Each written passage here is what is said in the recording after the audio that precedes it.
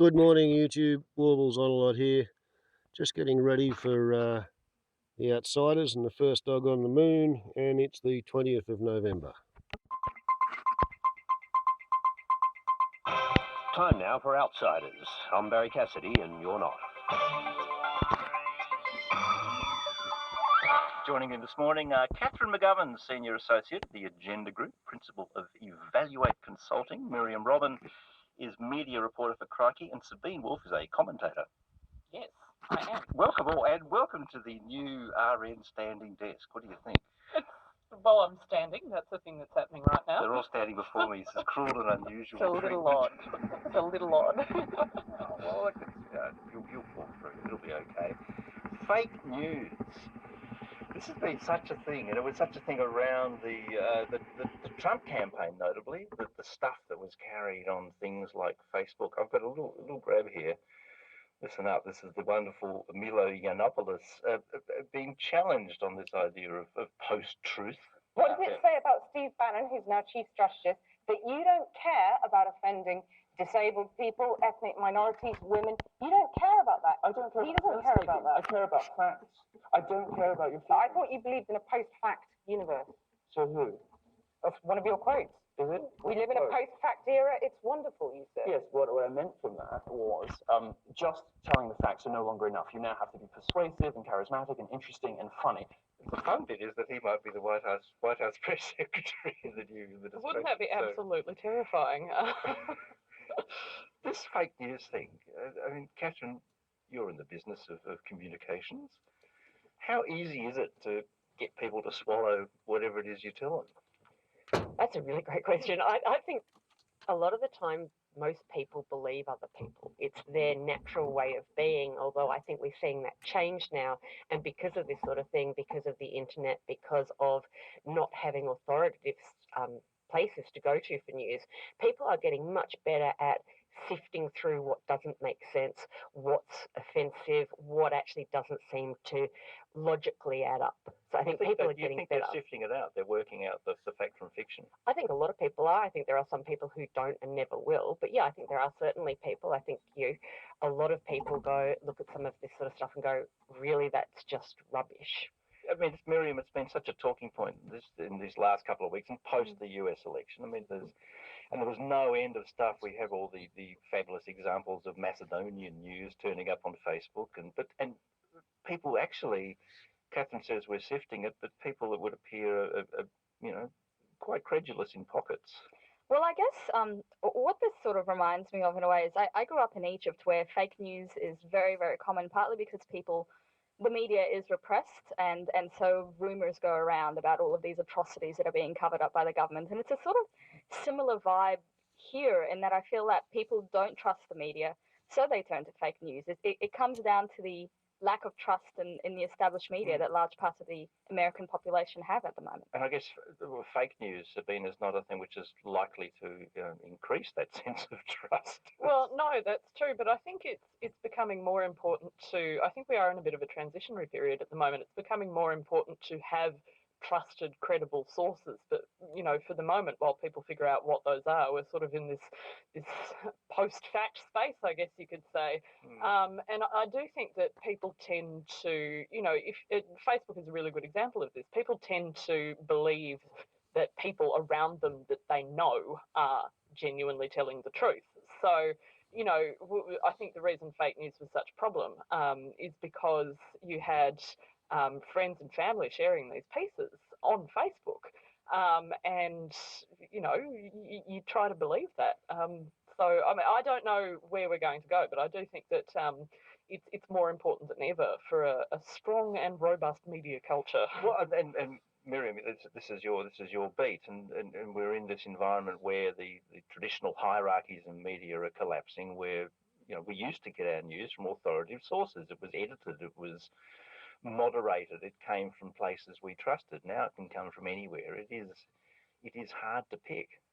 It is, and a lot of the things that would go around Facebook, partly because people are sharing them, but also partly because the Facebook algorithm would serve up stories that would match what it perceived as your political views. A lot of them look really credible, and I've fallen for one or two fake I articles think that I've then we all Googled what is this website, and it's like, I believed it for 5 minutes, and then I've looked into it because it seems too extraordinary. But I guess that's my job. So I did put in the 5 minutes to look around, and usually someone's done it. This is a hoax article. But I mean, a really common one that I see all of these, some journalists sharing on Twitter is this story about how Trump said that if he ever ran for president, he'd pick Republicans because they'll believe anything. And apparently this was an interview in live that he gave. He never gave that interview. He never said the quote. And this gets shared around as well. Which is the other part of this, Catherine, that we all want to believe what we believe. So confirmation bias is such a huge part of this. And when you have, sort of online social media silos and echo chambers being fed with their own fake version of facts, that's a weirdly sort of sustaining environment. And I think it's really interesting because actually I think there are people who want to be challenged on their views and actually want to dig deeper, but there are huge numbers of internet algorithms, Facebook being a great example, as Miriam said, of actually people material being screened before it even hits you, of actually to your personal prejudices or biases, or even your search history. If you ever search something that you haven't searched before and you spend 5 minutes or 10 minutes doing that, some of the stuff that comes onto your system the next day actually just reflects that rather than anything else that you've been doing. And it does echo. It just keeps echoing. Echoing and reinforcing and perpetuating. I mean, Sabine, you'd say it's sort of transitional, but that's... Yeah, but where is it heading exactly? I'm fully prepared to say I have no idea. Something I do think that we need to be wary of is, you've seen a lot in the last few weeks, a lot of people talking about the need to censor fake news and reform Facebook's algorithms and things like that. Or take some responsibility for it, perhaps. But I have a bit of a problem with that because you get into this very messy kind of area between fake news and satire, and the two are obviously incredibly different. Breitbart. I'm thinking more The Onion and Clickhole. Yes, the two are actually incredibly different, but who gets to decide what is real news and what is fake news? How do we tread the line carefully between satire, which I think... What do you mean, who gets to decide what's true and what's fake? I mean, isn't that fairly self-evident? It's either true or it's not. Yes, but who gets to decide whether or not the source is satire or fake news? And I think, in that context, we do need to be a little bit careful because satire is, of course, itself its own incredibly important method of political discourse. Are we just making category errors here, Miriam, or is there a sort of, and this is something that's been thrown at Facebook in these last few days, this sort of absence of sort of curatorial responsibility for what's being put out? Yeah, I mean, I think I'm not that worried about taking out satire because I think that fake news is obviously often intending to deceive you, and that can often be quite obvious. I mean, on the whole curating thing, I'm a little bit hesitant to lay it all at Facebook's feet, partly because on the one hand, Facebook can do something about this, and maybe they should because it would be a good thing to do. But on the other hand, I don't know if you guys ever notice at the bottom of websites, you'll see things like Outbrain or Taboola, which are affiliate links that websites get money from.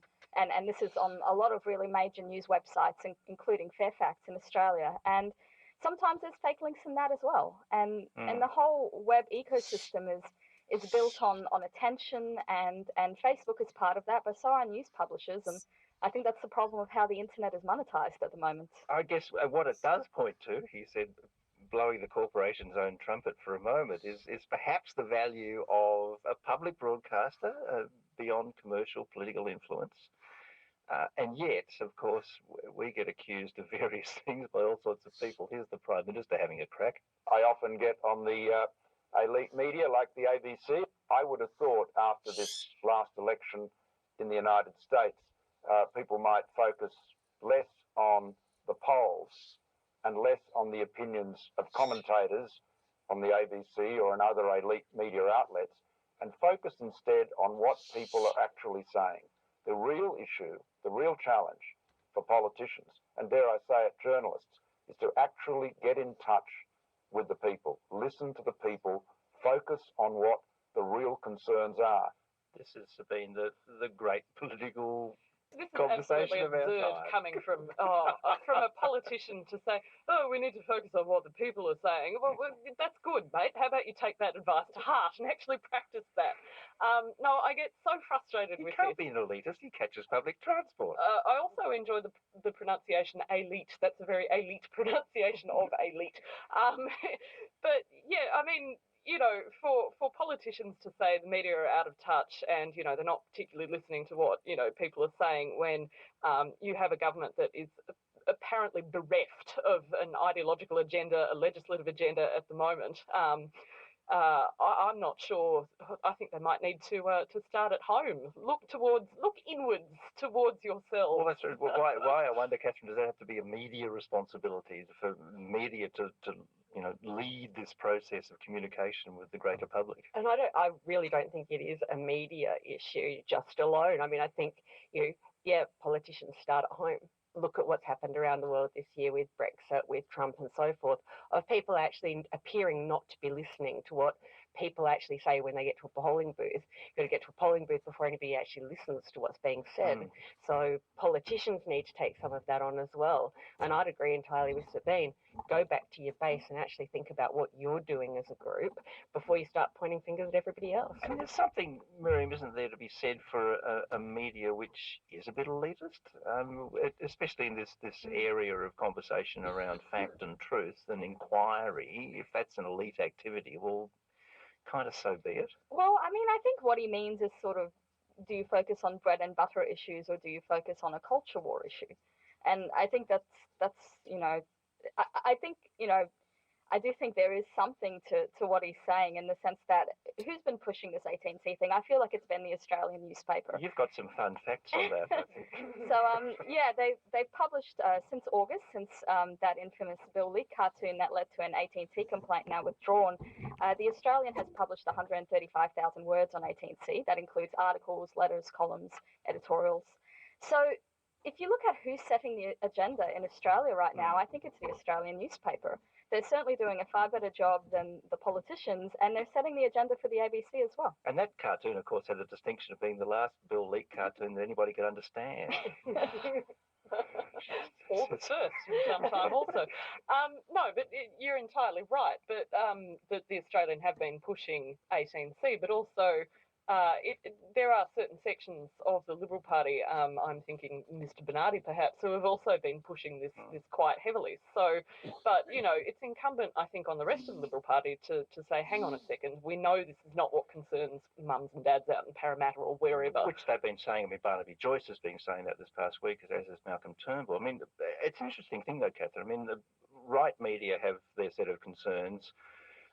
Leftish, progressive media have their own set of concerns, gay marriage, for example, notably, both of which could be argued are kind of out of touch with common sentiment and common interest. I mean, I wonder that disconnection is not healthy for media, I would have thought. Well, it's what leads to Facebook allegedly being responsible for 50% of what Americans read in relation to the news, because they're actually switching off from those traditional forms of media and they're going to other forms of media which are actually not necessarily any more authoritative, in many cases much less authoritative, but are actually potentially talking about what they want to hear. I mean, that's an interesting possibility. I mean, that's a slightly spooky one. I didn't say it was pleasant. But the media has only got itself to blame. That's what we can conclude from that.